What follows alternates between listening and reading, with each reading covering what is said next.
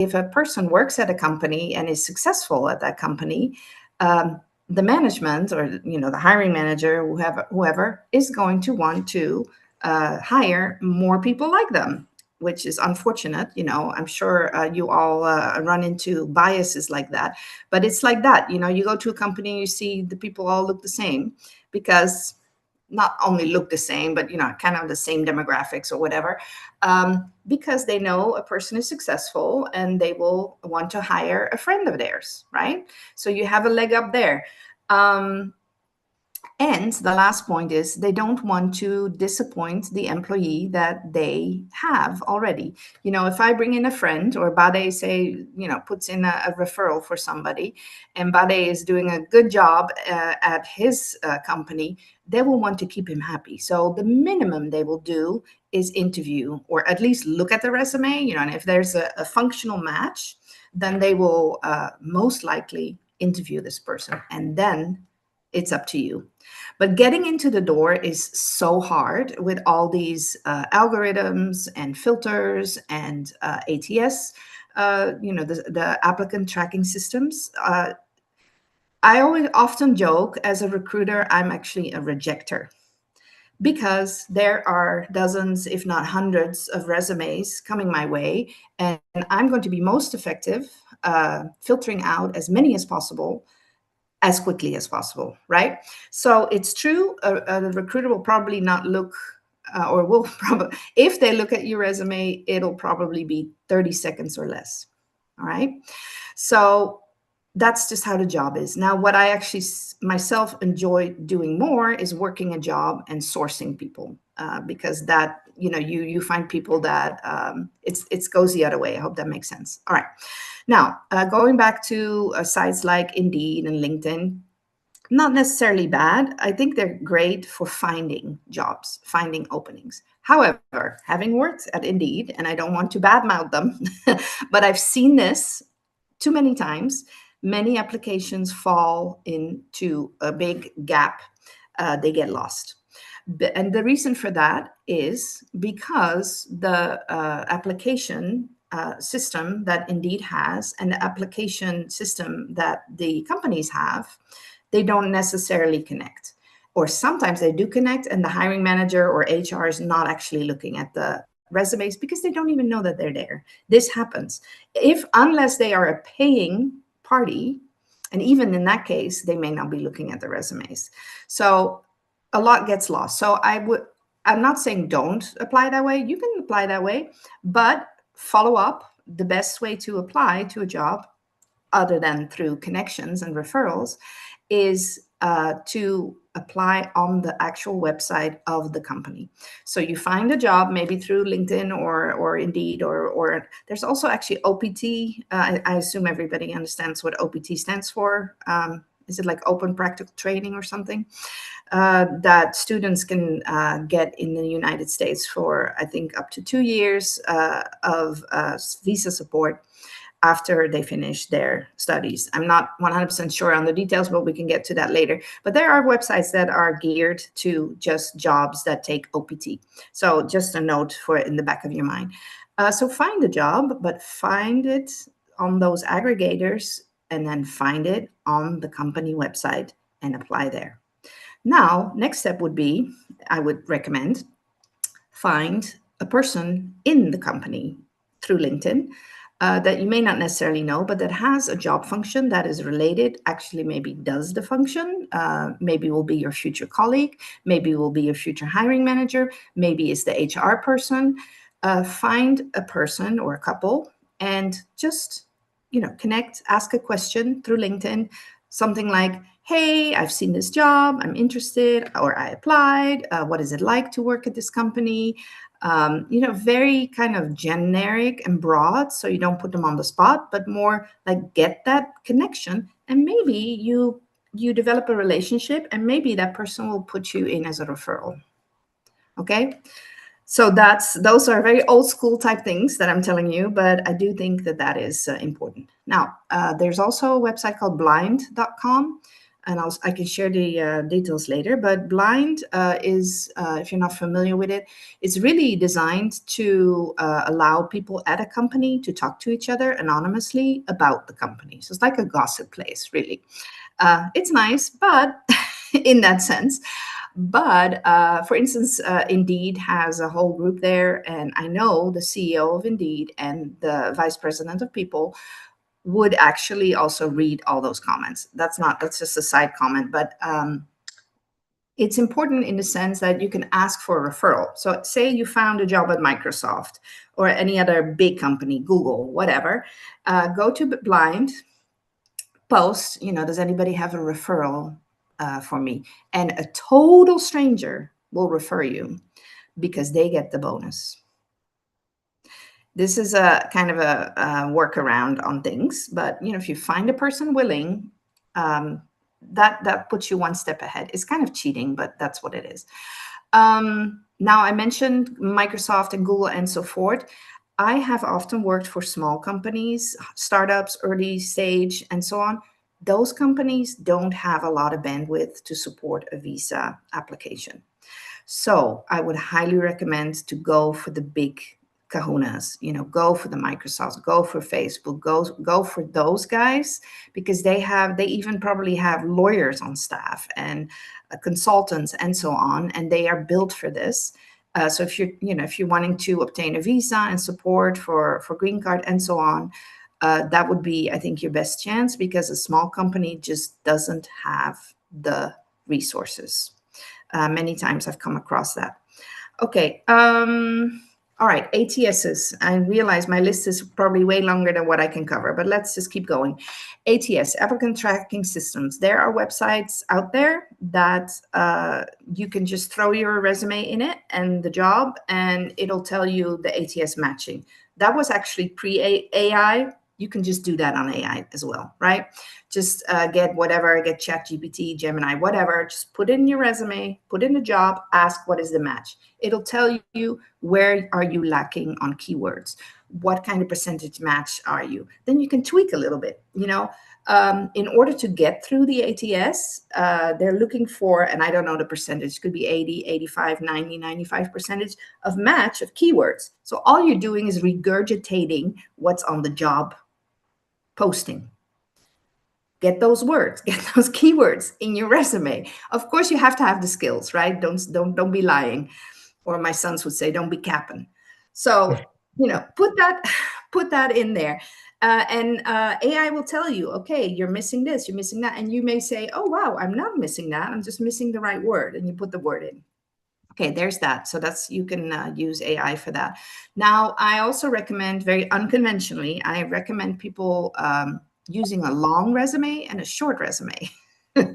So your short resume would be, and you can put that in as your cover letter. So they ask for a cover letter. You could kind of not listen to what they're asking for and put in a short, pretty 1-page, maybe 2-page, nice looking resume that is really for the hiring manager. You don't want to waste anybody's time. It's also for the recruiter, just to have a quick look, like, okay, that looks good. But the long one, that is the one you stuff with keywords. Just stuff with keywords. That one is your main resume. This is, what I advise. Not many people actually dare to do this, but if you think about the system logically, that's how it works. Just put in your keywords.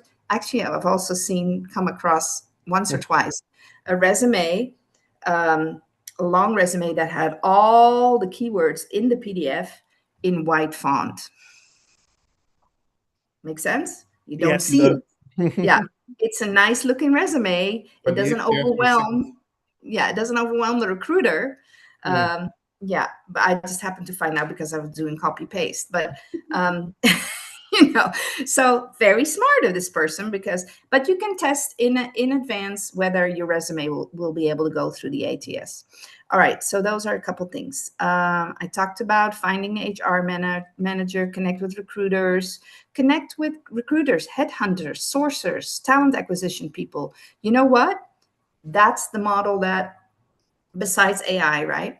But that's the model that companies have been going with sourcers, because they get overwhelmed with applications, especially now with this high unemployment rate. Actually, I heard yesterday, I don't know if there's many students here, but the employment rate for new grads is actually going down. It's still fairly high, like 7% for the US, but it's going down slowly. And they think it's because of the aging population kind of phasing out, and also people giving up. But anyway, we all know, at least in the States, and I think it's globally pretty generic, this is a bad job market, right? It's really hard to find a job. So that's also a lot of pain on the employer side, because they get all these resumes that they can use AI. But anyway, you see where I'm going.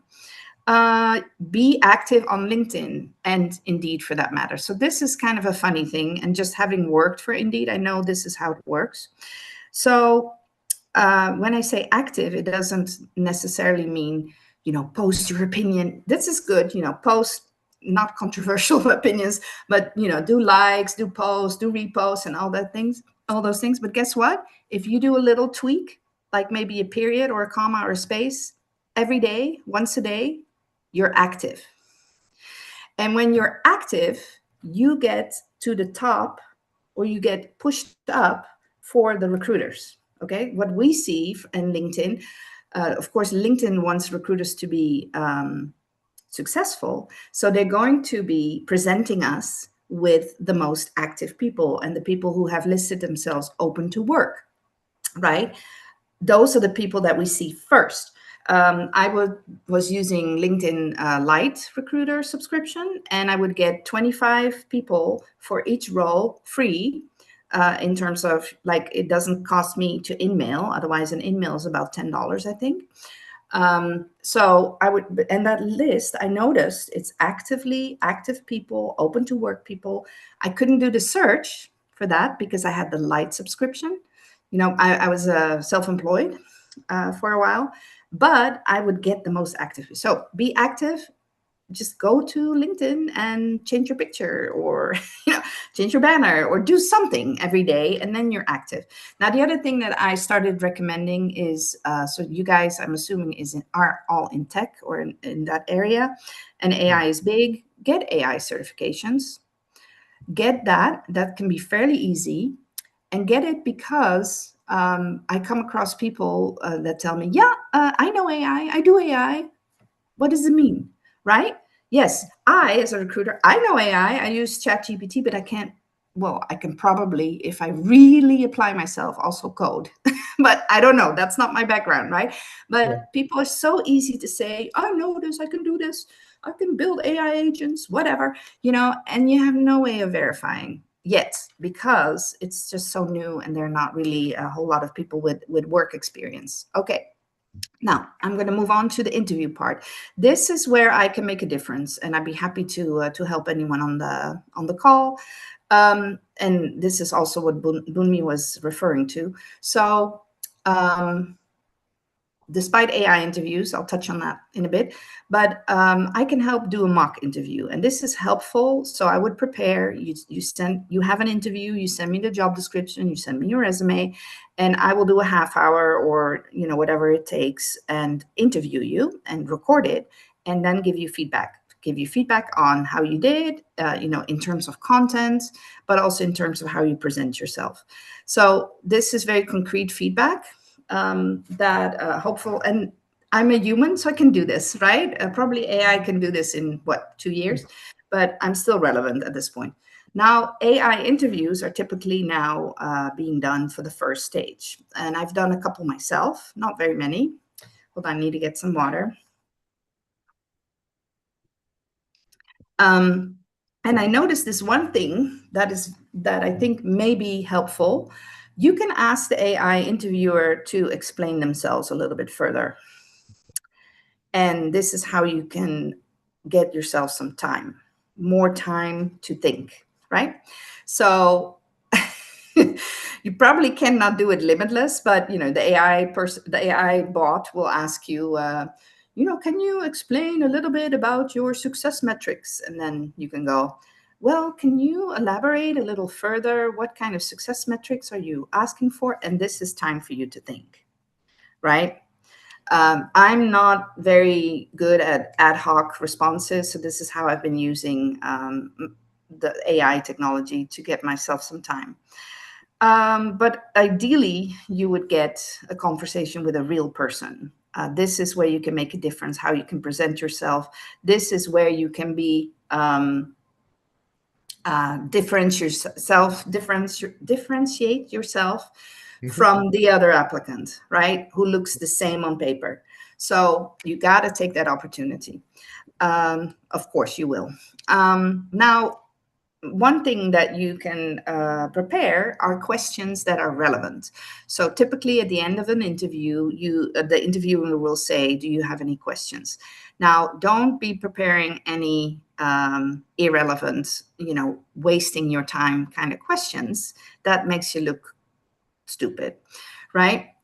Ask questions that and I have a handout, I will share it with you. It's not a big deal, but do ask questions that show your interest in the company, your interest in the product, your interest in the job. Also kind of questions that allow you to make a decision, right? It could be salary.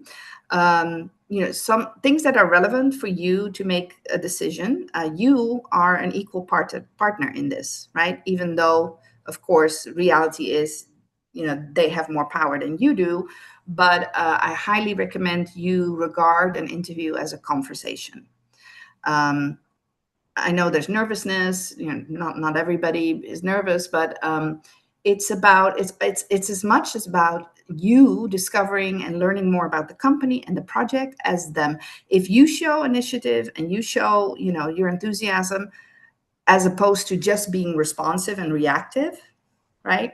That'll show your personality, and it'll show that every company, no matter what, and I can say this pretty confidently, will want to hire a get-goer, right? A person who's independent, a person who's proactive, a person who they don't have to baby. So show that you have this ability, that you're a person. Let me see. You can always ask about the interview schedule. What are the steps? What are the next steps? You can also end an interview saying, are there any concerns that you want me to address? This shows that you're open for input, open for feedback, right? This is a great quality. I come from the business world, so maybe I'm talking too generic, but we want people who are not afraid to be vulnerable, right? Who want to know where they can learn, what they can learn, how they can be better.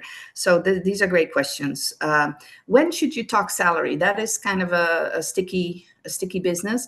I, as a recruiter, always bring it up in the beginning, in the first, because if there's a big delta between what a person is looking for and what the company is willing to offer, we're done. Right. Same with the visa. Actually, I always talk about it at the first screen, because if somebody needs a visa and the company is not willing, then we're done. So now sometimes with a really good candidate, I will go, I'll go fight for you. But some companies are very, very rigid in this. After the interview, send a thank you note.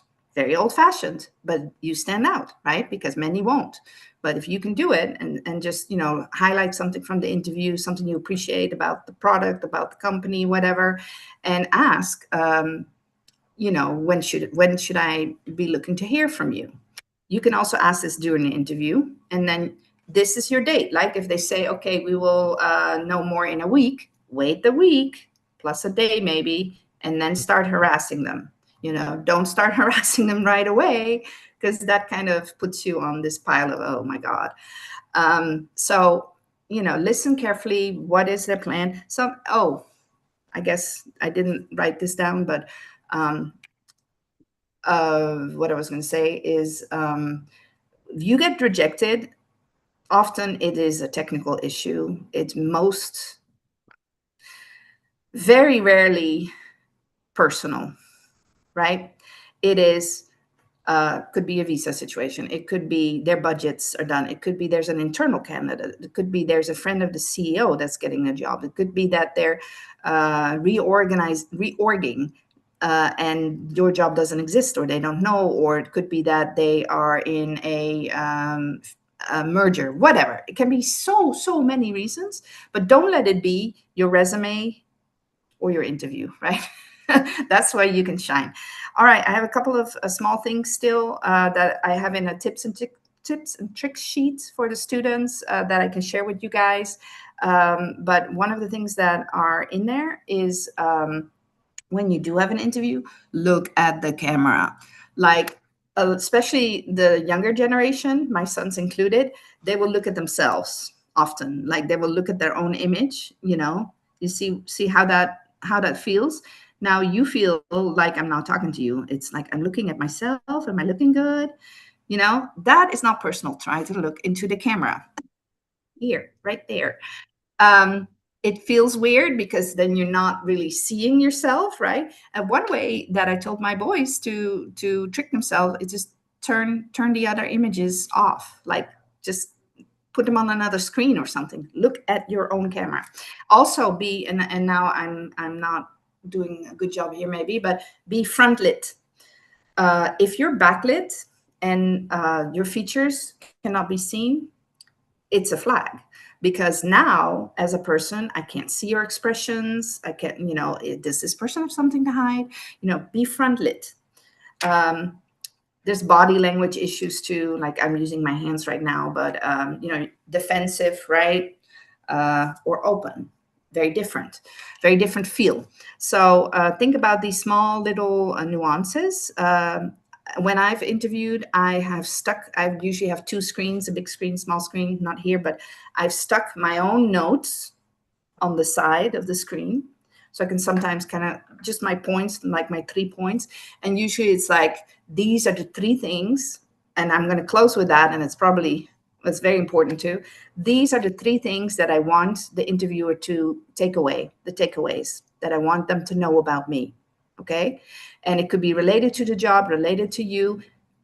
This is called verbal bridging. Keep going back to those 3. Even if the question is like, how long have you lived in Nigeria? And what I really want to tell them is how long I've been in the States, for instance. So how long have you lived in Nigeria? Yeah, I was born in Nigeria and I've been in the States since 2023, and I've discovered the culture really fits my personality because Americans are so loud. I don't know. Whatever. See what I did there? I did answer the question. You don't always have to answer the question. I mean, better if you do. If you ramble or just try to trick the interviewer, no good.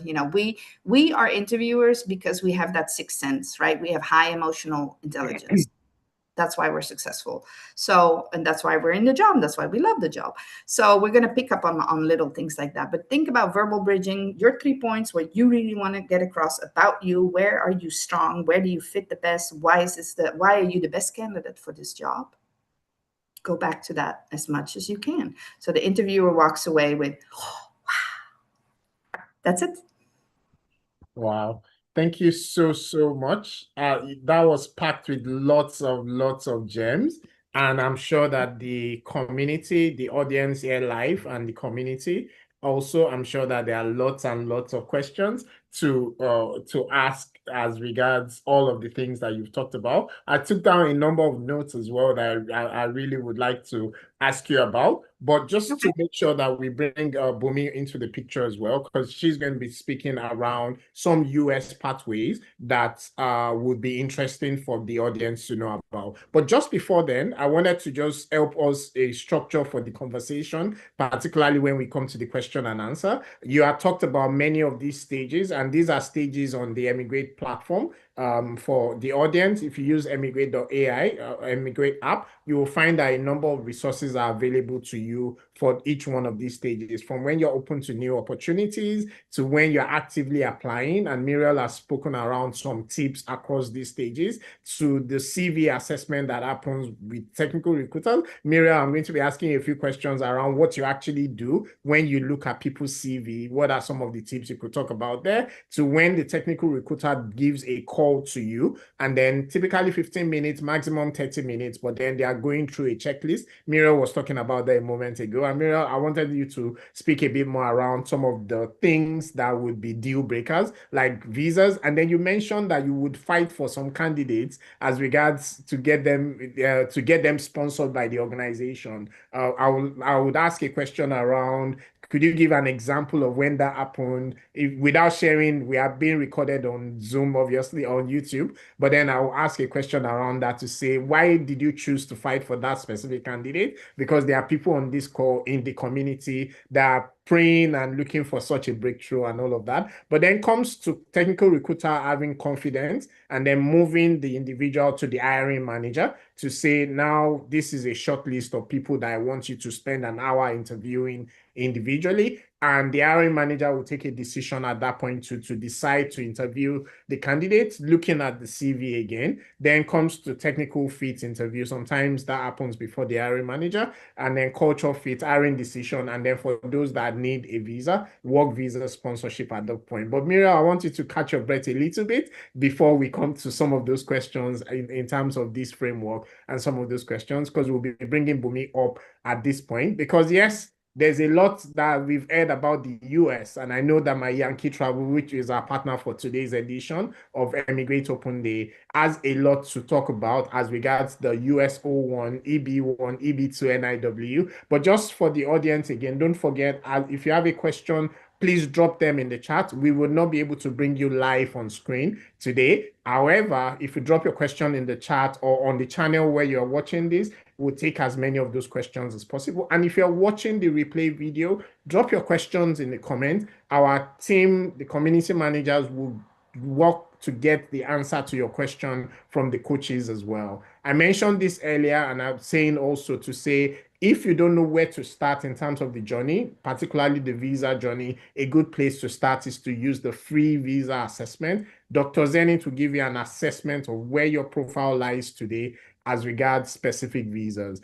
I need to be upfront. I failed to mention that earlier, but let me say it now. This is not immigration advice. This is not legal advice. This is us just sharing from our experience. In fact, everything we do on the eMigr8 platform, it's around insight, inspiration, guidance, coaching, mentorship, some of which you're getting today on this community service edition. It's a free edition of the eMigr8 Open Day, but not legal advice or immigration advice. So it's important to mention that. And these are a number of different visa pathways that you may want to take a screenshot of this, that you may be interested in looking at, generally speaking. But yes, today we've been talking around positioning yourself for the global market as a global talent, positioning yourself as a global talent in the international market. And Muriel has shared a number of tips and thoughts across different stages of that journey. And we're coming back to Muriel in a moment in the question and answer. But before we get to Muriel, we'll now go to Bumi from my Yankee Travels, who is going to be talking to us briefly about the US. And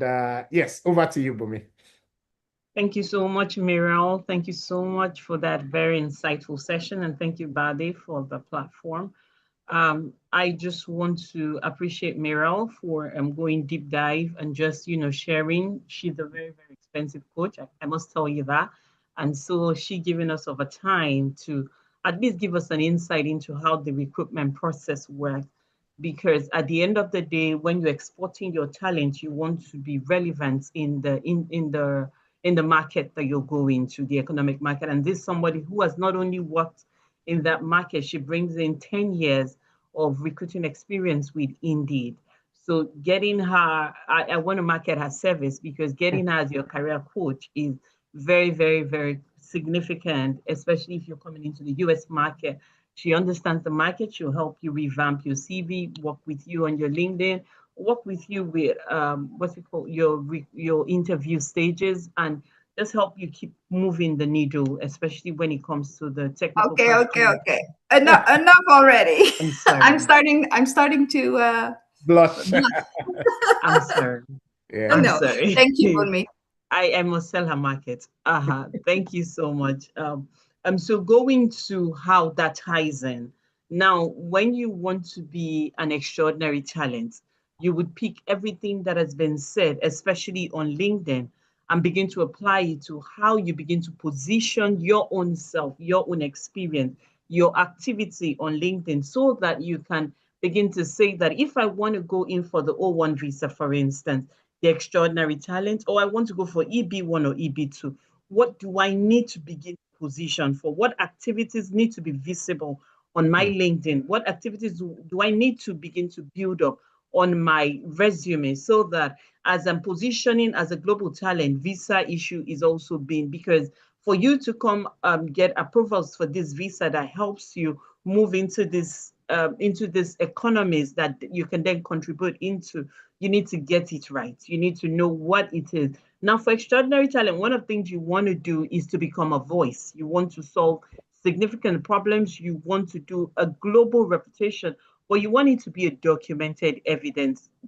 And 90% of the checklist, if you've been somebody who has checked out what it is majorly around your publications, your awards and honors. So you begin to look for opportunity where you are doing a master's, you are publishing your master's thesis.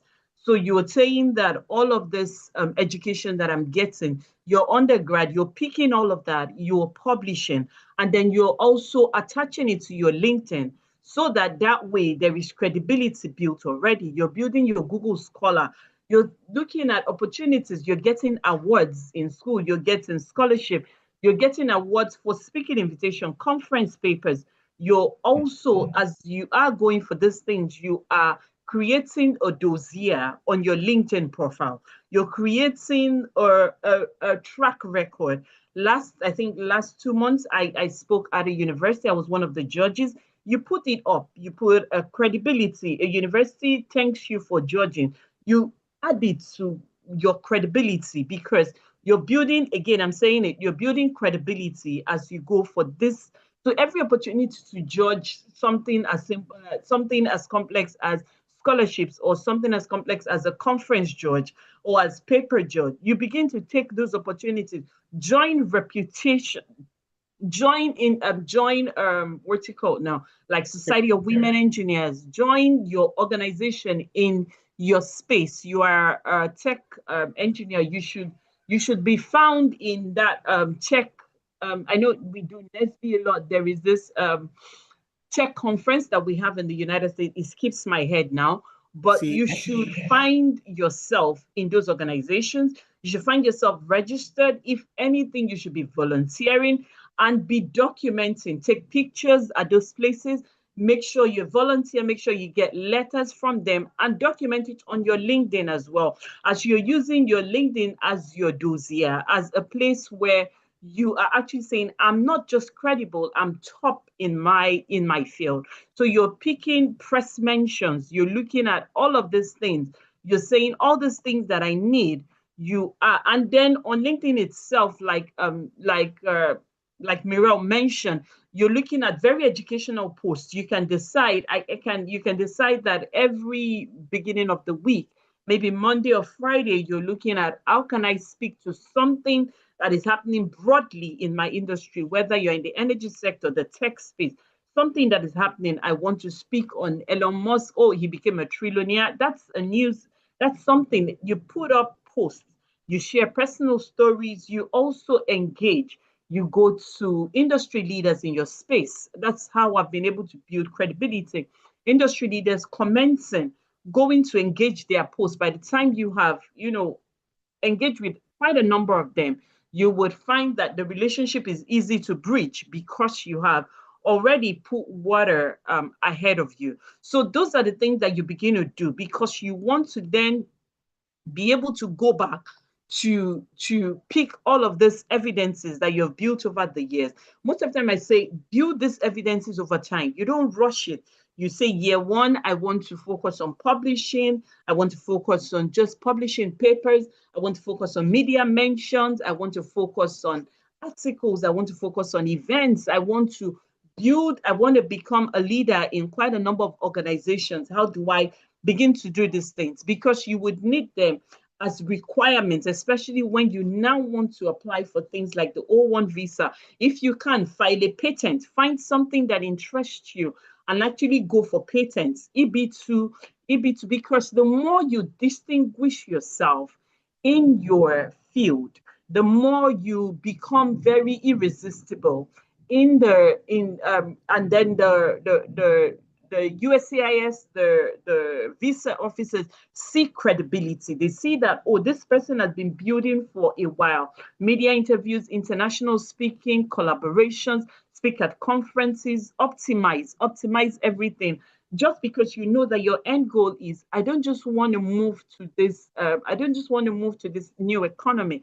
I want to be seen as top of my field. This also helps you in the job search process, because you've built that dossier on LinkedIn, you've built that credibility.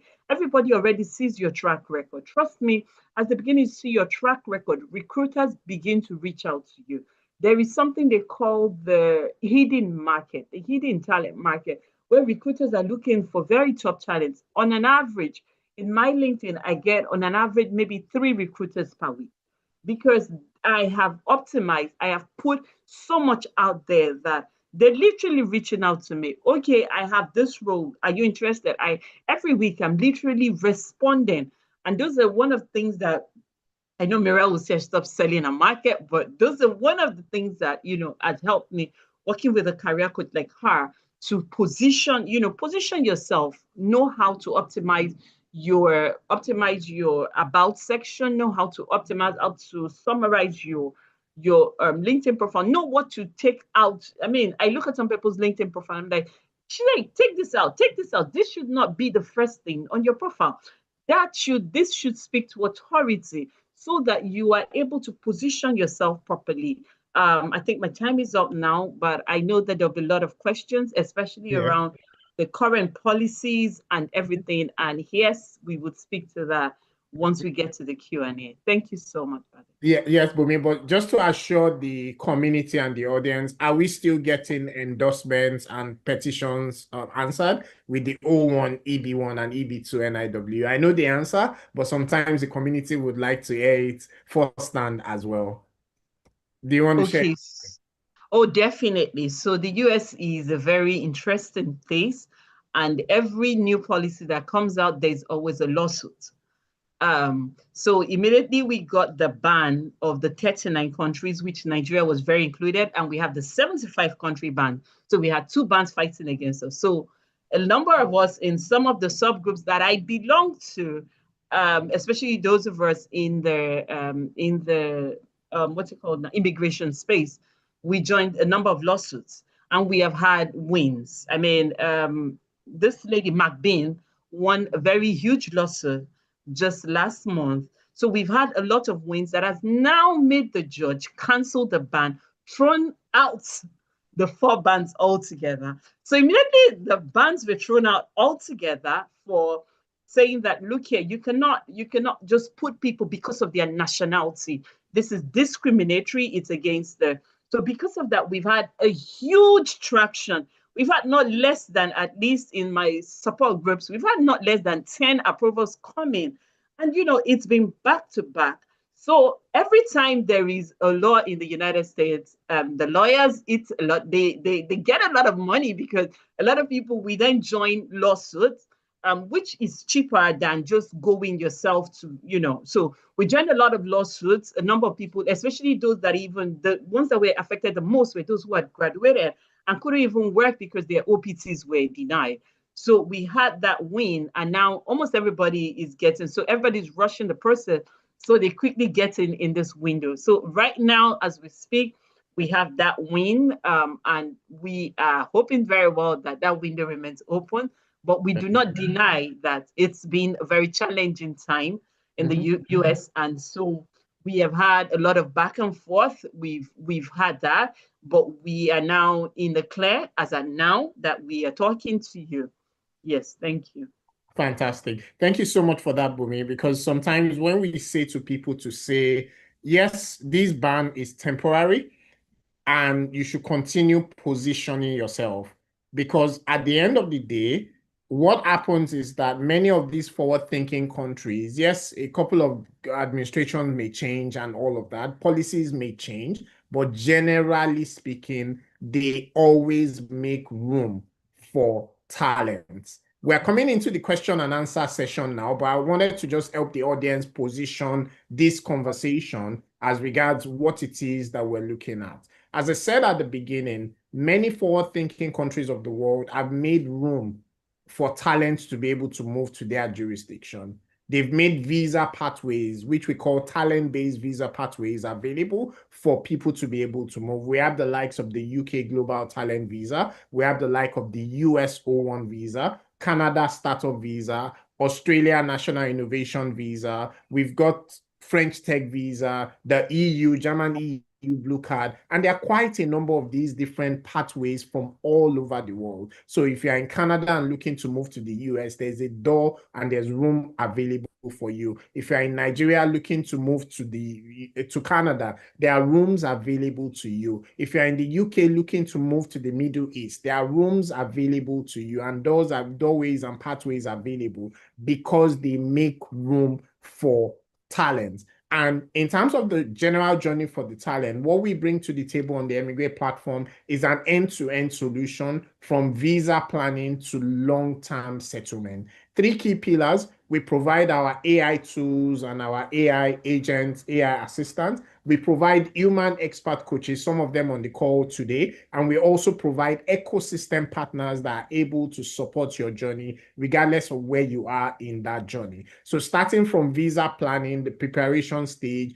to creating a roadmap that will support you, to qualifying for these visa pathways, because if everyone in the world were to qualify at the same time, then everyone that wants to move to one country or the other will be able to, but then they are only selecting those that qualify. And so the point is, how can I qualify?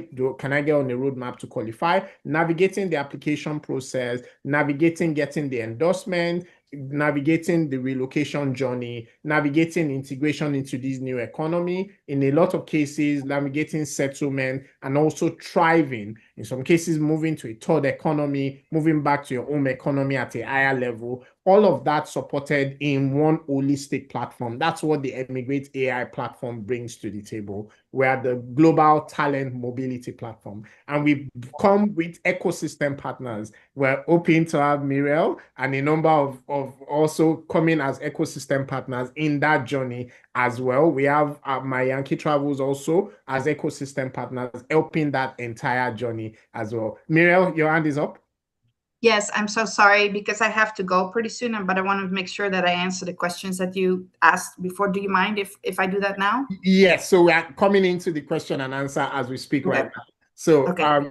yes, so yeah, literally that was my last thought, just to get into the question and answer. And so just to the community again, please, if you have questions, drop them in the chat, and then we will take as many of them as we can during this session today. Well, Mira, which questions should I start with? Because I've got a bunch of them, about 10 of them.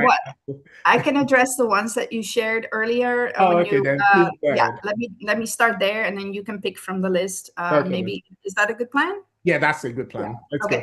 And actually, I'm gonna, if you don't mind, I'm gonna share my screen, and I'm gonna use Boonmi's profile, Boonmi's profile as a demonstration.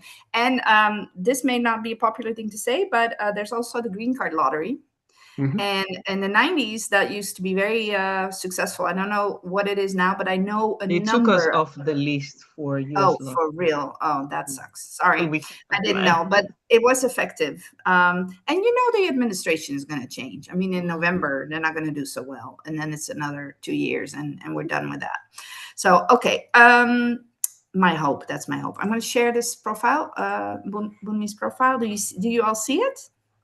Not yet. You're not sharing your screen yet? I thought I was. Let me go back to your, sorry about that. Oh yeah, you're right. Maybe I'm not allowed. No, you are cool, so you should be able to Yeah. share. Okay. Okay. Okay, it's just saying, okay. Well, I need it. Okay. Sorry.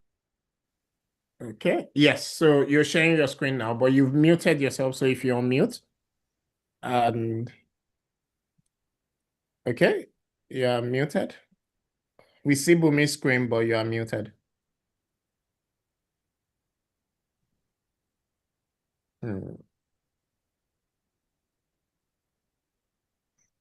Oh, okay. Yeah. Okay, we're back. Yeah. Did I yeah, so that Yes, was we you. can see your screen and we can Yeah, hear okay. you. So all good. All right. So everything Budmi just said about profile is correct. So and the question that Bade asked about, okay, what do you look for? I'm going to use her profile. So resumes, not important to me at my stage at all, to be honest.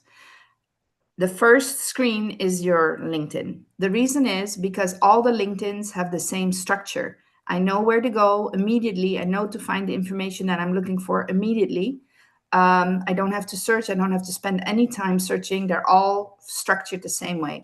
Now, of course, if I decide to move a person forward, I will look at the resume. Now, the resume I talked about before is important to get you through the filtering system. We covered that.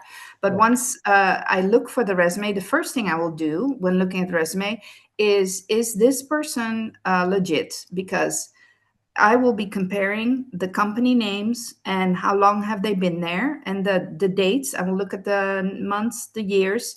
Do they sync up? Are they exactly the same on the resume? If there is only one thing off, I'm going to start to doubt. You have your first strike because it needs to be exactly. This is one very trivial way that I can check whether you are an honest, legit person, right? Because we as recruiters get a lot of bots, we get a lot of AI applications, and also wanted to touch on that on your end as a job seeker. You are going to be solicited by a lot of illegal scams and so on.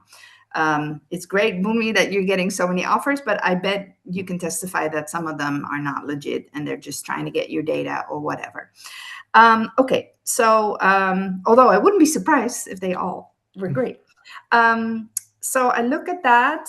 Is it exactly the same? Now, when I go through the LinkedIns in my LinkedIn recruiter license, the things I look for are actually, and I shouldn't say this, but the banner actually subconsciously does a thing, right? Because Bunmi's looks professional, but they could be no banner, and then I know, okay, this person doesn't really know how to work with LinkedIn. Weird, are they looking for a job? How are they profiling themselves? Pictures, banners. It makes a difference. It's subconscious, but it does, unfortunately. These two things are important. They update it. Is the information there, the latest company that she's at, where did she study? This, of course, is important. One of the first things that I look for, how does she position herself? What is her industry? What is her seniority level?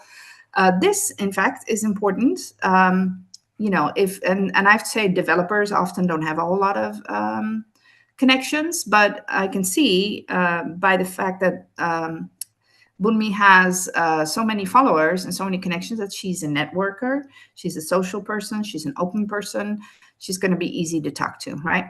This is a little bit long, I have to say. I'm not even going to spend any time on that because it's going to take me too much time, right? I guess here I would recommend just highlight or bold a couple of keywords. But I'm not going to. So the one thing, and I'm not even looking at this, I will go straight here. Next, skills. So you have the option to highlight, change the order of the skills. I'm not going to click here because that's going to take me time, right? Then I have to click back and so on. So the first two are the most important. If I am curious and, this person is actually, now I'm talking generic, Boomi, sorry. Oh, where are you? Did I lose you? Bumi's there. She's still there. I'm here.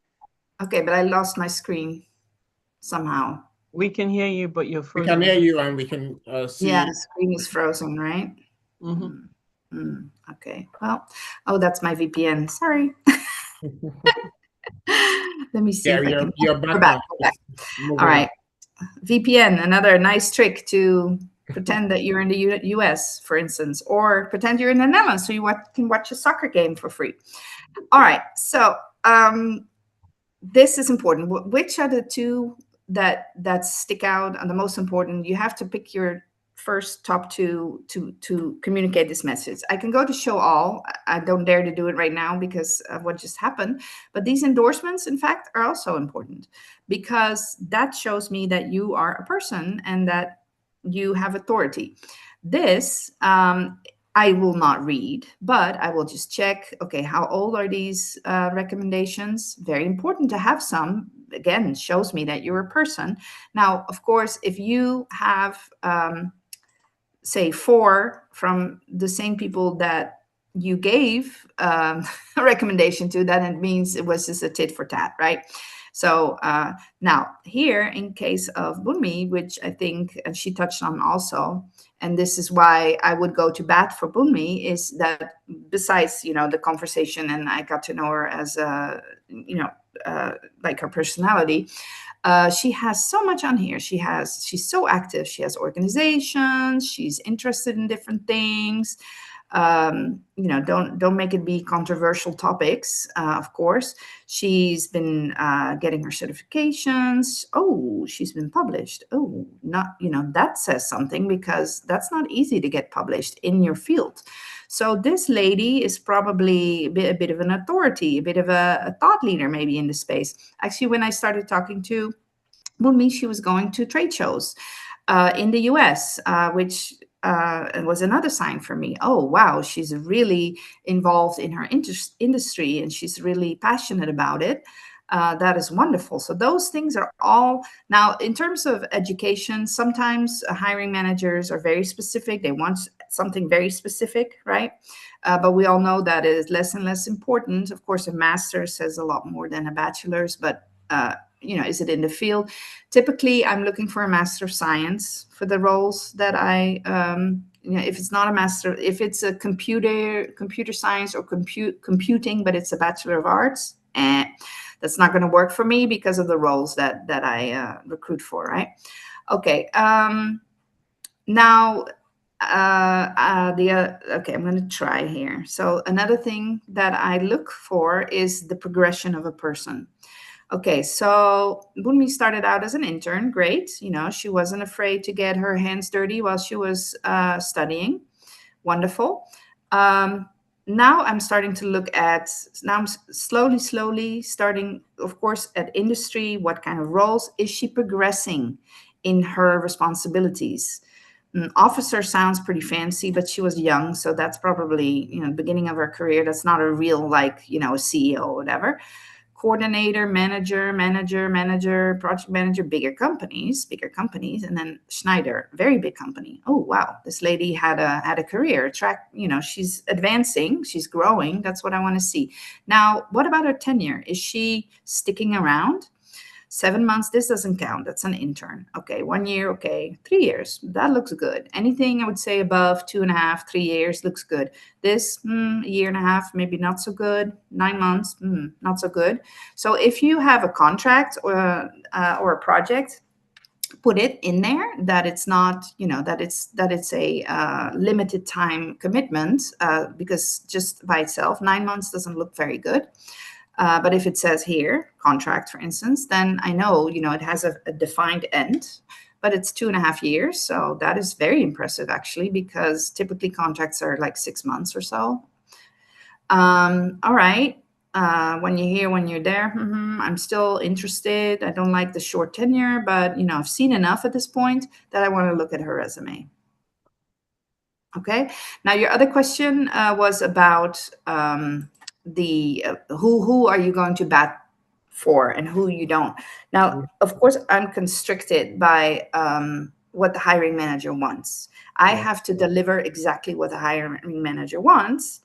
Otherwise, it's going to, it's not going to go well. People are going to be rejected. However, sometimes I have a different opinion, right? As when I'm talking to people and I'm seeing the gutso and the drive and all that, and maybe they don't actually fit the profile to a T, I may talk to the hiring manager, right? I may go there and ask them or kind of present my candidate and why I feel they need to talk to this person because of the conversation that I had with them.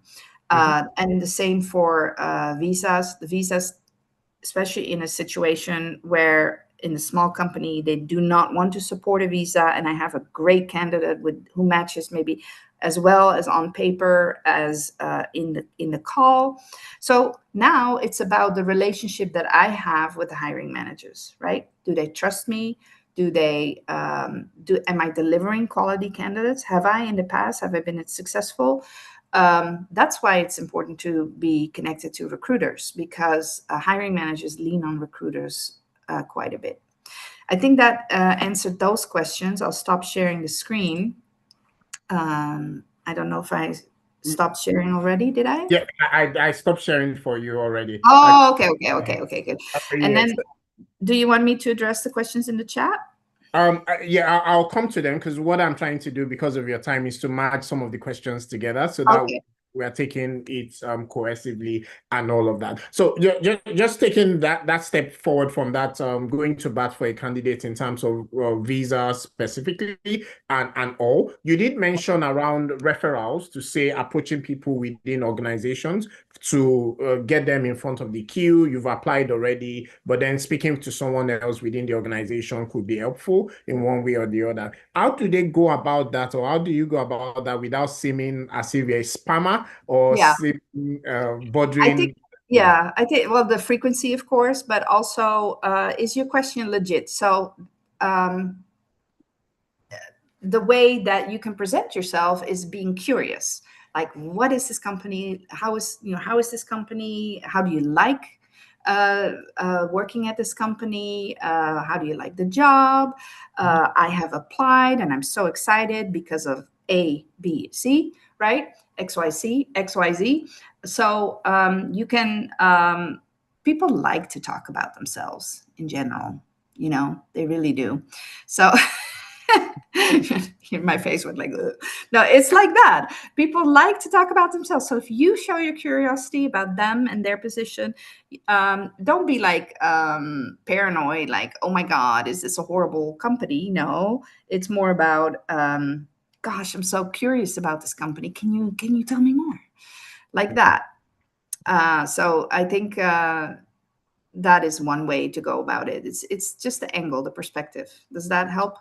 Yeah, yes, it is helpful. It is helpful. Let's talk about networking, and this is a loaded question. And so two parts to it. I'm not sure if you've had situations where you recruited remote roles or people not in the country, but also people in the country as well in the US. We do know that networking would be really useful, going to physical events and all of that. But then if you're not in the country, how do you do that networking? If you're already in the country, are there tips in terms of physical networking, and are there tips for virtual networking that could help people in terms of landing roles? So that's why I said it was a loaded question. Let's just talk about networking generally. Yeah, I think the answer is fairly simple, and just take any opportunity to present yourself. It could be the bar down the street, or it could be some kind of forum on Reddit, or just put yourself out there, and show curiosity, connect with people. And as soon, it's interesting because my kids have have a hard time with this. I think also because the COVID era, but just throw a connection request on LinkedIn as soon as you have somebody's name. As soon as you can find somebody, put it in there. Because and fresh, like, if you just met somebody this afternoon, do it right away, because they still have you in their mind. They connect, and now your network got bigger because you are now second to their first connections. And this is how what is the saying? So everybody is connected to everybody else in the seventh degree. 7 degrees or 6 degrees, Yeah, depending yeah. on what century you're at. Some people Yeah. say now 6 degrees, no longer 7. Okay, well, see, so there's just build, build, build, build, build. At the beginning of my career, that was funny. I still remember I wanted to switch from a product manager at Indeed to a recruiter because I knew it fit my personality better. And I went to this recruiting agency here, high level executive, whatever. And I interviewed. And he said, "Well, I'm not going to talk to you unless you have 15,000 connections on LinkedIn." Wow. And this was 20 years ago, maybe. So, well, 15 years, maybe. He wouldn't talk to me unless I have at least 15,000 connections, because that's when it becomes lucrative, right? That's when at that point, that was 15 years ago, probably more Wow. now. Okay. Wow. Yeah. Somebody's talking about CV. I spent the weekend rewriting the resume to fit US format. Applied to over 150 roles over the last 2 months and haven't had a single interview. Is my CV the problem, or is it that the market is just that competitive? So this is someone trying to get a remote role from their Yeah. own country and all. Yeah. Edited their CV and all of that. Any thoughts for that person? And let me just Yeah. ask a second question, which is related. I'm not sure which school of thought you are. Master CV, use one CV to apply for multiple roles, or tailor each CV for every application you're doing, tailor your CV. And then when somebody calls you, you're not sure what CV you submitted, but then you figure it out. I'm not sure what your thoughts are there, but yeah, two Have, questions. have, have you been listening, Bade? You should know the answer to that question. Because tailor, of course, tailor as much as possible. Keywords mirror the job description. Every job description is different. So yeah, always tailor. But in this case, with the question about the applications, well, yeah, so the market is competitive for sure, no doubt about it. But I also do think, so the resume needs to get you through the filters. Look at it that way. Doesn't matter if it's Adobe. Actually, not true. I don't like Word docs. I own the PDFs, right? Make a PDF. So Word docs are not easy for me, and it's hard. I'm not going to go into that, but so yeah. But if it's purple or green, it doesn't matter. How pretty it is. Of course, it needs to kind of at first glance look organized and so on, not like a big mess. But people, I feel, put way too much emphasis on what the resume looks like. Yeah, the content is important. Present yourself well, keywords. No, so this is the one pager for the hiring manager. The long one that you should use to apply, stuff it. Hmm. Hmm. Thank you for that. Bumi, we will come to you. I wanted to just get get Mirel's questions in, and then we'll come to some of the EB questions I'm seeing in the Please community. focus on her for now, because we have Yeah. a very Yeah, limited I need time. to get I going know pretty she needs to soon. run. Yes. This what kind of message actually gets a response? So we've been talking around messaging, recruiters, messaging, connections within the company and all. This question is, I always feel I'm bothering them, I and see then it. what kind of messages should I be sending particularly on LinkedIn? Well, what is the recruiter looking for? A person for a role. So if I have an open role that matches that person who approaches me, yes, I will respond. If that person approaches me for a role I'm not working or that is not relevant to the company I'm working for or whatever, that it's debatable because it's time, right? I'm not going to be interested to spend my time. I just Fantastic. wanted to hop on the back of what Mirel said. Every job role has the recruiter. You would always see the recruiting person right there to every job role. So it's easier for you to ask questions around the role that they have posted. Just ask them and tell them how you're a good fit for it. That's how to really, really message, because recruiters are just looking for, this is the role. Do you have a CV that works for it? What's the experience? And keep it moving. Sorry. Yeah. No, Yeah. exactly.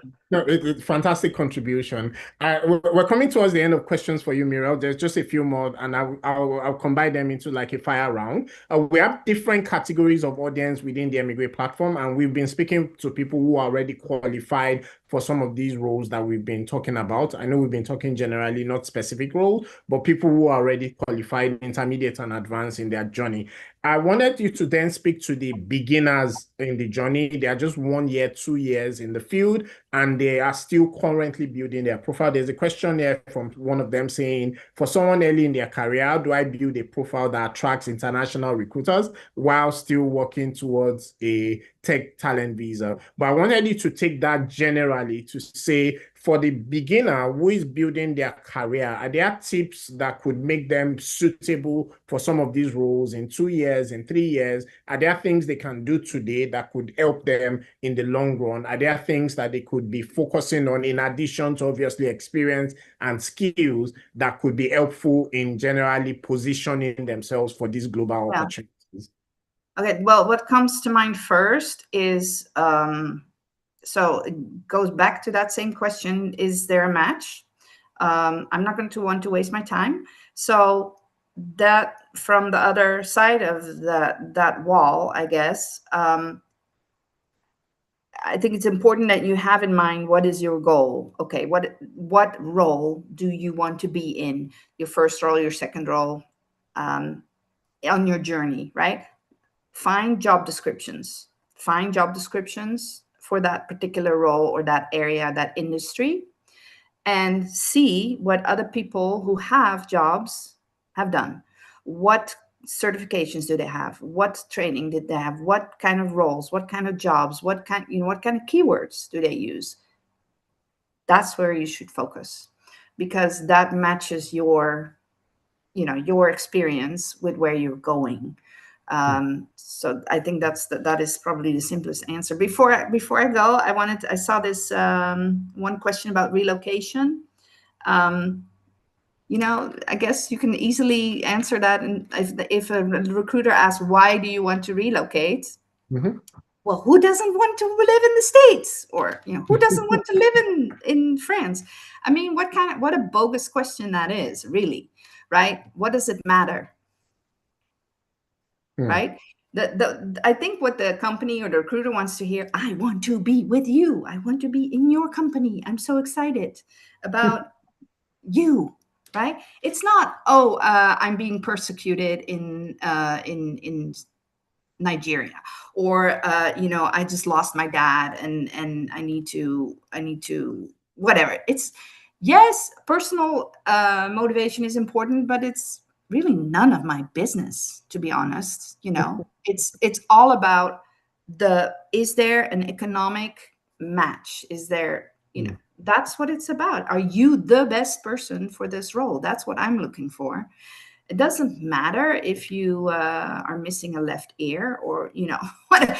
It shouldn't, it's not about, I think people often go into the personal side of things to explain themselves, but try to switch your mindset to the employer and the hiring manager and the recruiter. What are they looking for to have that perfect match?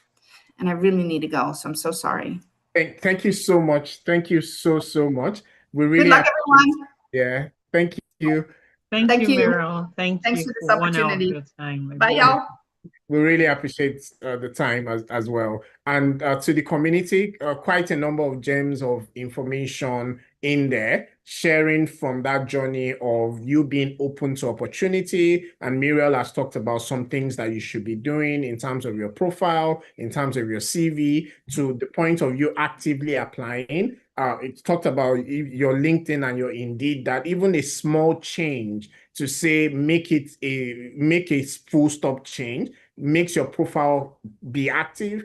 And from our own perspective as a recruiter, she only sees about 25 people who are qualified for the role, and it will be the most active, most open CVs and profiles. She talked about that from your profile and the CV itself, busting through the applicant tracking system. There are filters that would not let you get through. So your CV is not even being seen by human if you don't get the art of the possible in terms of making sure you edit your CV in the right way, in the right keywords, make sure that it matches the job role. To when you have a conversation with the recruiter, there are things that they want to be able to check off the list. They want to be able to figure out, are you the right match for this within a 15-minute call? They have to speak with many people every day and many people every month. And so they want to be able to get through that as effectively as possible. So it's up to you to prepare what it is that you will be saying. To the point where the recruiting manager is shortlisting your CV for interview. At that point, recruiter is now trusting to say, yes, you are the right person for my client, whether it's an internal client or external client, and then they are putting you forward. But them putting you forward at this point, the recruiting manager, the hiring manager, the recruiting manager will also look at your CV. At this time, is an human who is an expert in what it is that you do that is looking at your CV. So separate from the ATS, separate from the automations and the AI where you needed to get through to get to this stage 5. Now an human being is looking at your profile. That human being is looking for some specific things, and you want to make sure that those things are there. To the point when you start doing interview, and in some cases, if you're in a technical role, you may need to do technical tests and all of that. If you're at the senior role, it's probably going to be case studies and all, but you can start preparing. Looking for a job is a job by itself, whether you are in your home country, in Ghana, in Kenya, in South Africa, in the UK, US, wherever in your own country you are, looking for a job is a job in itself. But then if you are looking for international opportunities, then just take it a notch higher. Yes, there are ways in which you can level the playing ground. Muriel talked about VPNs, for example, and all of that, to level the playing ground and all of that. But the point is you have to be intentional about what it is that you're doing. Culture fit will come where they want to assess whether or not you are the right person to fit into their team. One bag egg will spoil all the others in the crate. And so they want to make sure that you are the right fit. And then hiring decision comes where they are comparing your profile. If there are more than 2 of you, more than 1 of you that gets to that stage, then they want to see who is the best of these 2.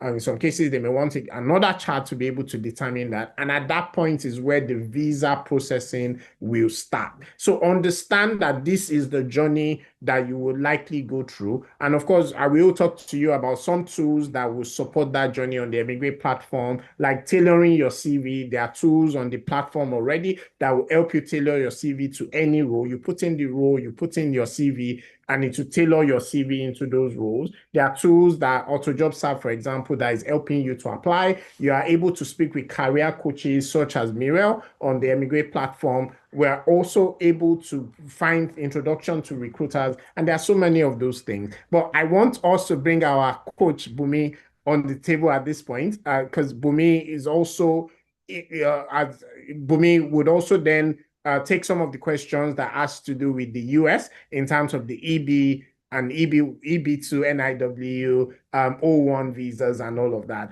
For the eMigr8 community, and Bumi, I'm going to start with this one to say, if you're in the UK already and you have a UK master's and you have some experience as well, you may already be qualified for EB2 NIW, or you are close to qualifying for EB2 NIW if you do the right things for the next few period of time.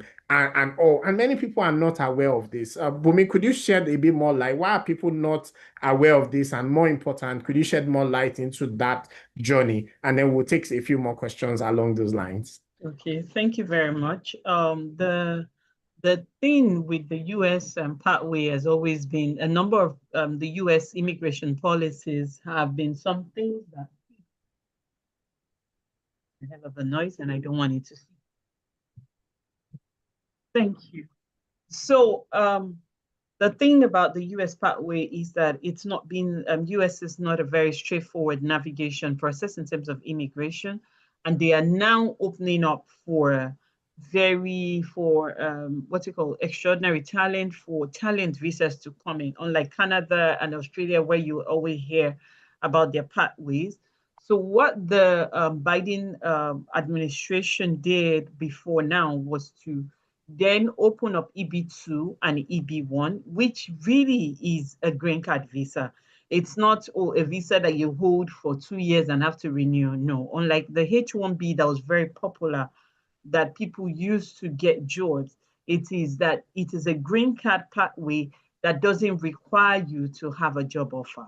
Yeah. What it means is that as a master's student in the UK that already has experience, you're already qualified, especially if you already have experience and you have a master's degree, you're already qualified to apply for the EB2 NIW because you've met at least 2 of the qualifications.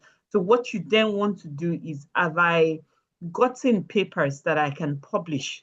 Because whether you like it or not, almost every master's student does a thesis. So your thesis is already your leg in. All you then need to do is find credible journals where I can publish the masters that I've already done. You're not doing fresh work.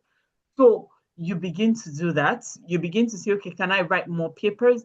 But basically, it is a simple process where you're then gathering your master's degree, you're gathering that media mention that you had, media publication, you're gathering everything that you have and applying for a green card. So it gives you leg in directly. It's not that you have a visa. No, it's not that. So it's important that you look at EB2 NIW. NIW means National Interest Waiver, that does not require you to have a job offer. Some people are now even getting EB1A, which even has more stringent conditions. But to say that with you, EB2 NIW means that, oh, these are what I intend to do. So it's a proposed endeavor kind of thing. It doesn't mean that you have arrived in terms of, oh, I'm the top, but that these are the things that I want to do based on the things that I have done. These are things that I've done. I've been tech. I have built this mobile app, especially people in tech. A lot of you have built a lot of mobile apps. So to begin to say, how can I align my mobile app? Go into ChatGPT, go into Claude, whichever of the AI, and to say, okay, I've built this mobile app, I've built this. How can I position for EB2 NIW or for EB1A? Because that is proof. You already have mobile apps built that is solving a problem that has been downloaded. Whether you did it for your organization, it doesn't matter. It means that it is your intellectual work. A lot of people have won this visa just because they built apps that solved problems for their nation. So if you can build apps that solve problems for your industry, please, you are already qualified, especially as a tech person. You can pick that mobile app and it will be the basis of actually saying this person has built this intelligent work and they will be able to contribute the same to the United States economy. So please position yourself because all of this is actually contributing to your. Yeah. And there was a question around the backlog. I know the answer, but I wanted it to come from you. There was a question there about the backlog to say with years of backlog and all. EB2 NIW is now current. Maybe you're not aware. So yes, during Biden time, we had a 2-year backlog, but now as we speak, it's now current because they have obviously reduced the backlog because of all the policies they brought in to sort of frustrate people. But now with all of what they did, it is now current, especially for Nigerians. Imagine the India had, I think, about 10 years, but now they've crashed it down to like 2 or 3 years. So that means they use that time to actually clear a lot of backlog. So as we speak now, you get your approval for EB2, you are going to actually immediately be able to apply for your green card. So it is now current for Nigeria, and you can actually check it online. We can share resources if you want. Yeah. Yeah, you will find a lot of resources, and for many African countries, it's actually current, except China and India, I believe, will be the ones where, I mean, there's no point. But well, India, Bumi, you've just corrected. Indians and Chinese, those people, like US even had to slow them down because they have been the beneficiaries of this thing way long before we Nigerian even came in. So. Fantastic, fantastic. Bumi, I wanted you to just we have a full resource that we've done with your team, with Chidi and yourself, that's available on the eMigr8 platform. So Yeah. today's We have a session lot of was really videos from past sessions. exactly. Today's session was really to look at once you get the visa, you're in the US, how do you land that next role and so on. But Bumi, could you just share just briefly what's the difference? O1, EB1, EB2, and IW. Could you just share quick what are the difference? There are similarities, but what's the difference between each of these visas? Okay, thank you very much, Buddy. So for the EB1 and the EB2, they are both green card visas. Those are direct green card visas, Which is but permanent the residency. EB2, like I mentioned, speaks to potential.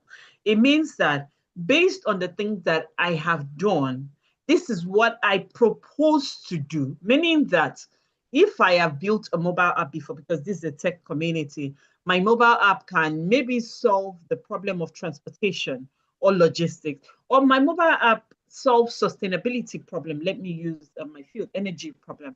And this is what my mobile app does, help me to find the carbon emissions and, record them so that my organization can track their carbon efficiency.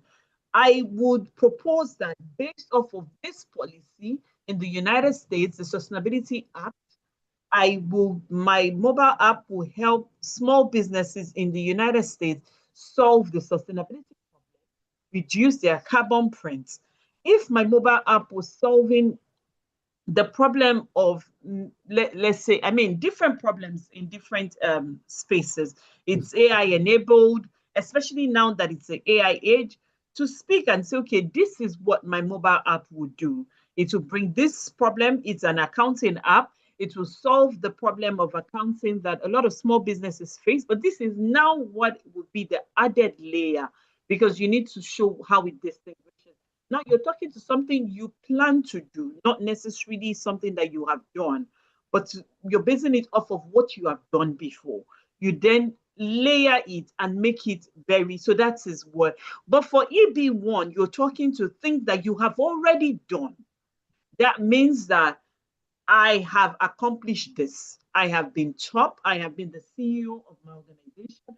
And in that time, I built this particular app, or I built this particular profile. I was featured in this number of news media mentions. I have published this number of papers. I have done this. I have been a judge in as much as 10 competitions. I have been a judge. I have been awarded. These are my industry awards that are verifiable, top industry. I have been part of this organization. So you're speaking to what you have already accomplished in EB1.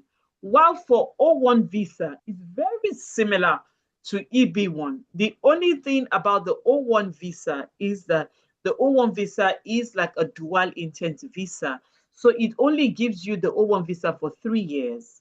So unlike when you are, so what it is just like a bridge. You do the O1 and then you then have to apply for EB2 or EB1. So it's like a bridge that you would still need all of the documentation that you needed for EB1 and EB2, which is judging competitions, which is getting publications out there, which is media mention, which is your master's degree, just to show that you're an extraordinary talent. You need all of that as well in the O1. So I always advise people that if you have the opportunity, just go for the EB straight instead of O1, because at the end of the day, O1 is 3 years. Then you still need to come back to the table to do the EB visa. So now, depending on how you're positioned, you might as well go for the EB1 or EB2 rather than that 3 years bridge before you go for it. My honesty. Yeah, but it's also still possible for you to do O1, Yes, and with some definitely. of those documents, you can then use it to Use it for file your the, in petition. fact, a lot of people do both at the same time. They Yeah. do O1, all the documents, then they use the same set of documents for the EB1, EB2, because as a demo, because of the backlog, obviously, but now that there's no backlog, It yes makes or no? sense to just go straight for EB1 if you qualify, or EB2 if you don't yet qualify, particularly the national interest waiver. Waiver. And Bumi, I'm just going to categorize all of those visas, O1, EB1, and EB2 NIW. We categorize all of them as talent-based visas, US Yes, talent-based correct. visas. And then somebody is saying that my biggest achievement is leading a team, not inventing something new. Is leadership considered valuable for these talent-based visas? So O1, EB1, EB2, leadership in itself, is that something they value, or you have to be an inventor, you have to have invented something or innovated something? So we need to see your CV, your resume. We need to see what you have accomplished. You might just say, oh, all I've accomplished is leading a team. But I forgot to also emphasize the high salary. You have commanded high salary. So if you've led a team and you've commanded what is higher than, high in terms of your Average. space, you are actually, it's one of the requirements that we can prove that, oh, this person has, commanded a high salary. They have held this position. They have held position of chief operating officer. They have steered the organization. In the time when they were in the organization, they built the organization such that they moved from maybe the organization was just what's it called? Maybe a thing. I don't know how to use those terminologies, but that you did something that your team built, that they then, you might have been a project manager for something that was innovative, or that you even moved the revenue of the organization. But we need to see the person's resume to be able to position you properly and to be able to speak to how you have been an industry leader through the things that you have accomplished in your organization. Yeah.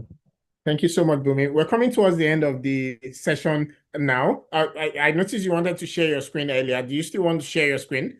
Oh no, it was during my session. It was during the session. Apologies for that. I only just No, saw it's it now. fine. And yeah, we've been talking for a while now. And hopefully this has been useful just to say to the community as well, to say there's a lot more where this came from. Many of the people we are speaking to now are coaches on the eMigr8 platform. You are able to get one-to-one session through the eMigr8 platform, or with them, with Bumi, for example. Bumi is one of our coaches on the O1, EB1 and all, on my Yankee Travel, which is a partner company to eMigr8 at this point. We're looking forward to your questions. We want to make sure that you are supported. There's a lot of information out there, but where we believe that these sessions help is clarity.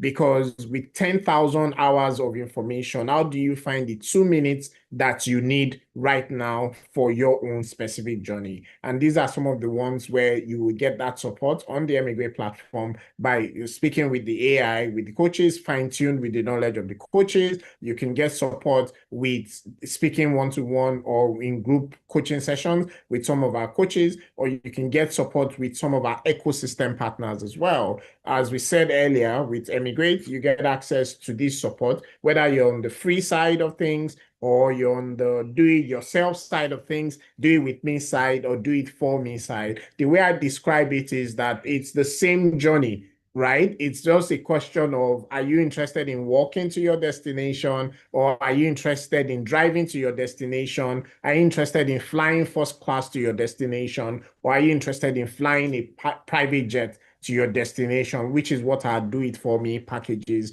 would look like? But we are here to support your journey end to end. We won't be able to bring anyone on stage at this point on the session, but you can type your questions in the chat. We'll take as many of the questions as possible on the chat. Type your questions and all. Bumi, I would like you to speak to our 5 audience on the eMigr8 community. We've been looking at not just the visa today. We've been looking at end-to-end journey from visa planning to long-term settlement, where a key part of it is finding a role, finding your next role, positioning yourself for opportunities, whether you are in the country or you are not yet in the country and you're doing that remotely, or you want to find a remote role. The principles are similar and the same. We talked about that. We've also talked about the visas themselves and some of the talent-based visas that you could look at positioning yourself for. But I wanted to talk to 5 distinct audience that we have on the eMigr8 community: beginner, intermediate, advanced. People who are looking to switch their visa, they are not in their own country, they are looking to switch visas or move to a third country, and then people who are ready to apply. Those are 4, 5. I'll tell you each one of them one by one. that we wanted you to speak with. Some of them are on the session right now, but some of them will be watching this replay video later, either in bite size or the actual full session. So let's start from those that are ready to apply. And so I'm aware of this visa opportunity, what kind of support is available in terms of for the talent-based routes, the O1, EB1, EB2, and it may be a good time to also talk about what My Yankee Travels does. Okay, thank you very much, Buddy, for that question. For those that are already ready to apply, Buddy has been emphasizing all day, eMigr8 platform has all of us as coaches, and we're partner companies. So we want you to book a session so that we can sit down with you. One of the things we do is that you send in your resume. Once you send in, we ask you to update your resume with everything you have done, whether in terms of your job experience, your education, your volunteering, your publications, your judging and awards, everything that you believe you've done, put it in a resume, tell your own story, and send it to us. Based off of that resume, you book a free, I think, 15-minute session. We sit down with you and we let you know, okay, this resume can work for this endeavor, or we need to build the profile in this way so that it can speak better. So we're very honest with you about the gaps that are there, or that, oh, this is ready to apply, let's hit the ground running. But we'll be able to tell you where you are at in the phase once we see that resume. Your resume is like yours, so we want to see it. So please book a session with us, and we immediately would, have that session with you for 10 minutes. And then if we need to take it further, we let you know as well. If we're ready to apply, we sit down with you in a session and we let you know the journey of applying, and then we take it from there. Fantastic. Fantastic. There's a question from a ready to apply that I would like you to take now, and then we'll go to the other 4 categories of the audience. I didn't study computer science or any computer science related course, but I did online courses in the field of development. I'm into, and I'm also got a certification for it. Do I need masters to still apply? I believe they're talking about the US talent route, or I built a real estate web app already. So for the US route, I know there are 3 visas in there: O1, EB2, EB1. Bumi, do you want to just give a bit of insight to this individual? Okay. For me to properly advise, I need to know because they're saying that they didn't study computer science, but the app they built is real estate. So I'm trying to think of how to marry it. So when I see your resume and I see how we can tie the things that you have done, because your experience has to tie into your bachelor's. If you have a bachelor's, we need 5 years experience. If you don't have a master's, with a master's, it's not compulsory, but with a bachelor's, you do need 5 years experience. That ties into the bachelor's. So we need to see how to marry we need to see what your resume looks like. We need to see your bachelor's and how to marry everything that you've done with that bachelor's to help us to advise whether we can tie it in or whether you should do a master's that would better position that experience to what you've done. You get what I mean? So Yes. It depends on whether your bachelor's can tie in the story or whether a master's would do a better job at tying in the story. So then we can advise you. Fantastic. And you can start with the free assessment on the platform. You can start with that. Also, you can look at different routes as well. With some of the US routes, yes, you do need a degree, but then there are other routes on the platform where you don't absolutely need a degree. So it wouldn't even matter what degree you did. But in this case, they need to understand your degree. Does it work with some of the things that you have done already? And is it in line with that journey? So Bumi, back to our conversation.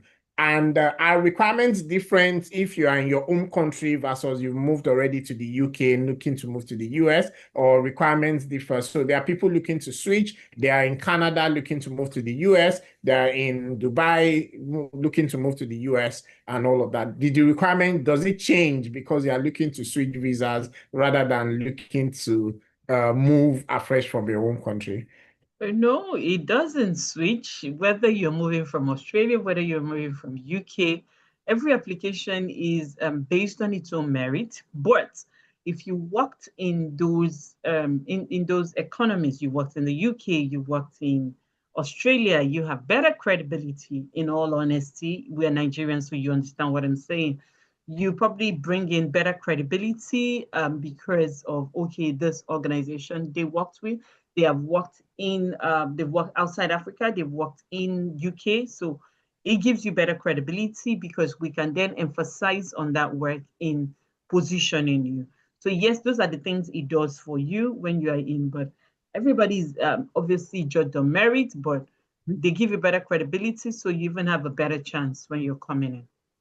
Fantastic. Well, we're almost running out of time. And so I'll just combine the last three audience together, which are beginners, 1 to 2 years of experience. They're just starting their journey, trying to position themselves. They know they are not yet qualified, but then are there things they can do today to fast track them qualifying over a period of time? We've got intermediate, they've got 5 years, 6 years, 7 years, software developer in a fintech. They're doing well, but then they are wondering, am I already qualified? Can I already go on this route? What should I be doing now for me to be able to qualify? Then we've got the advanced people, 15 years of experience, CTO of a medtech company, the COO of a commercial bank, a fintech, and so on. Everybody also looking at what are these opportunities? What does it look like for me? Could you just speak to each one of those or all of the audience together? Okay, I thought we had spoken to advanced audience already. Yes. That's those who are ready to apply should book a session. I believe that those who are beginners in the field, like Bade, I think eMigr8 has this thing where you can actually build a profile with them.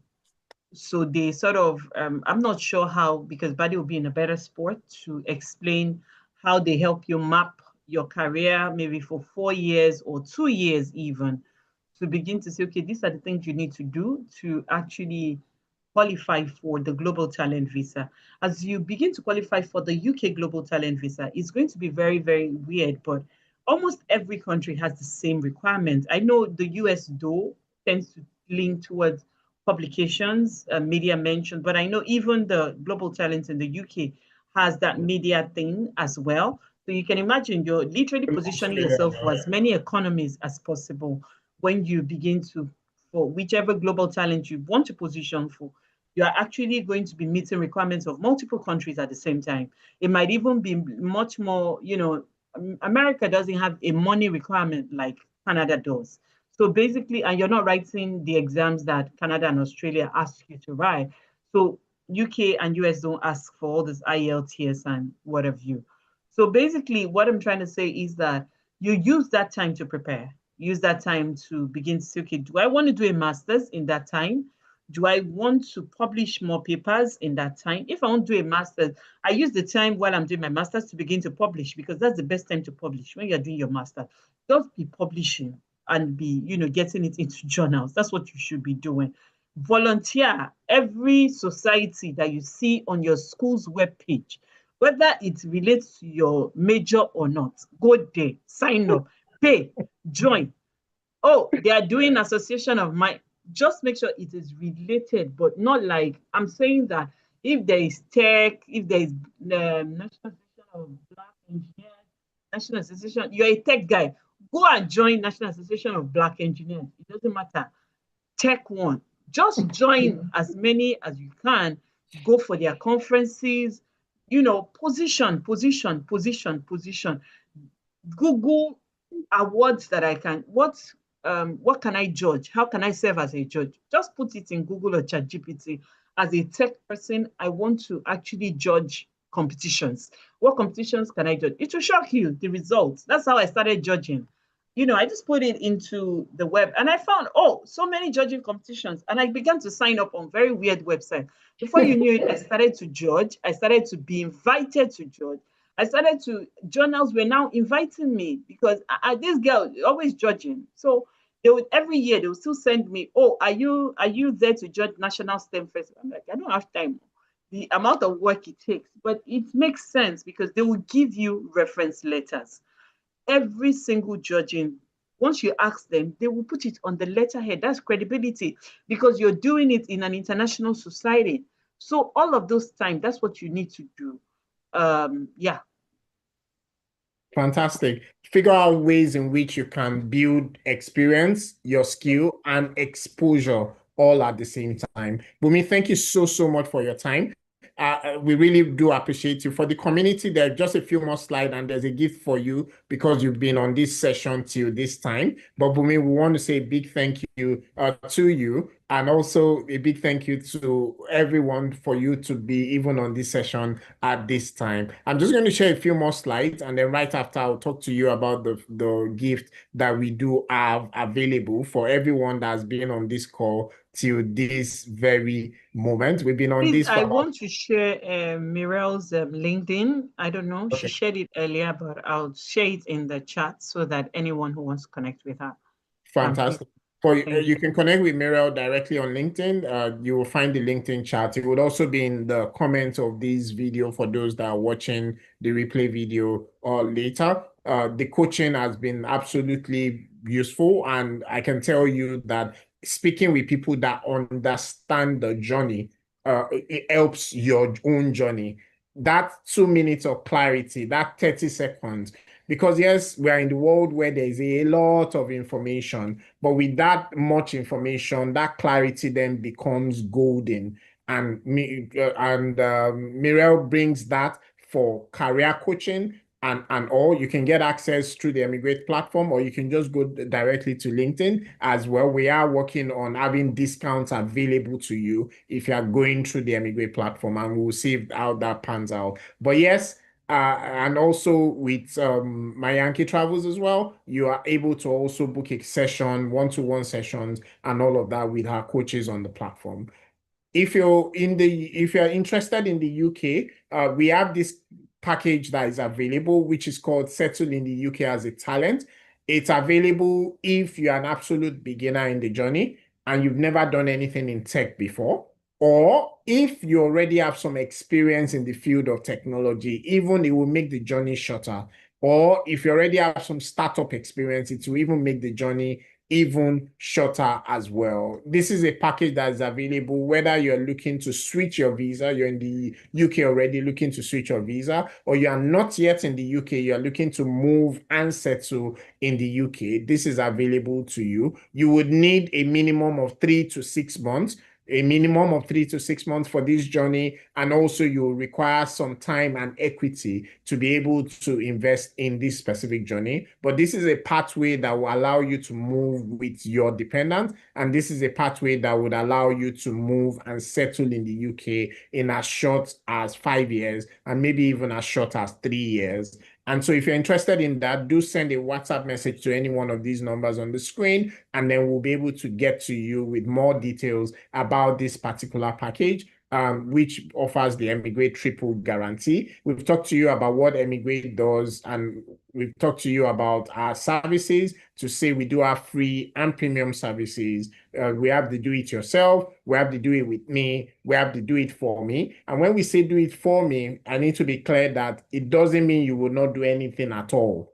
Do it for me for us is there are some things only you can do. It's your profile at the end of the day. It's you at the end of the day. But there are many things that other experts can do for you. Technical writers, software developer, product managers, project managers, logistics, business analysts, many of those things that help you with concierge of all of the things that you need to do to be able to qualify for these different visa routes. All of that is put together in a package for you. What we've said to you all along is you need to be globally attractive, because the lowest common denominator across all of these different visa pathways is to be globally attractive. Because if you are globally attractive, you have options.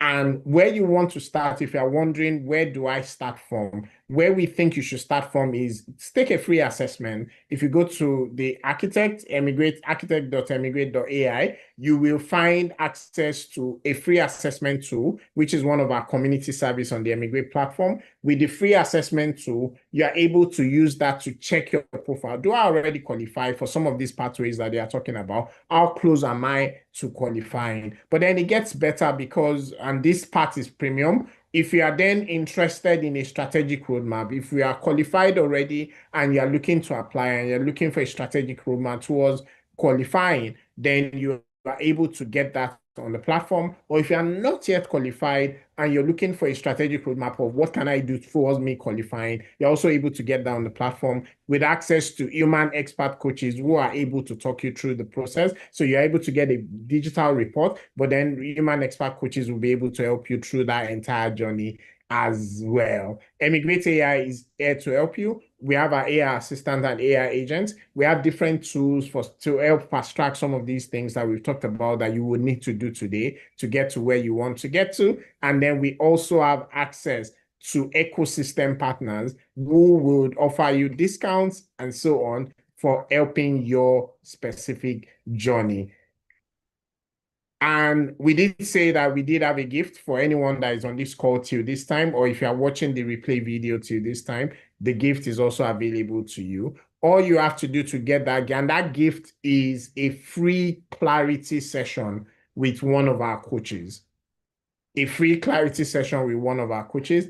And how you can get that is very simple. You need to go to any one of the eMigr8 community, and then you go on the community and say you were on this session of the eMigr8 open day, put the date of today's open day. And what would happen is that the AI will automatically log a free clarity session for you into your profile. Now, that clarity session you can use between now and the next 3 months. So you don't have to rush to book the clarity session, but you need to rush to claim your clarity session immediately. So go on the community and say so. With that clarity session, you can have a one-to-one with an human expert coach. You can share your screen. You can ask specific questions. You can list out all your questions, and you can take that, limited by time, obviously, but you can take as many of those as possible. We advise that you do your own research, do all of the work that it is that you want to do all of your research and all before you book the clarity session. So you are making the very best use of the time and of your time, of the coach's time as well. But yeah, this is part of our contribution to your journey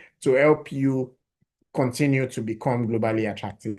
Thank you so much for joining us today. We want to say a big thank you to Muriel. We want to say a big thank you to Bumi, to the entire team at My Yankee Travels. I'll say a big thank you to the entire team at eMigr8 as well for such a wonderfully run session on the eMigr8 platform. It's eMigr8 Open Day. We have many of these sessions that we do on the eMigr8 platform, and the different eMigr8 Open Days are always packed with different amount of gem to help your journey towards being globally attractive. And we have a number of sessions that are upcoming as well. I'm going to share my screen now to just let you know some of the sessions that are coming up next. And so you can start registering for those sessions on the eMigr8 platform. You can start registering for those sessions that are coming up. If you missed it, we talked about the Netherlands startup visa a few months back, and you will find the replay video on the eMigr8 platform.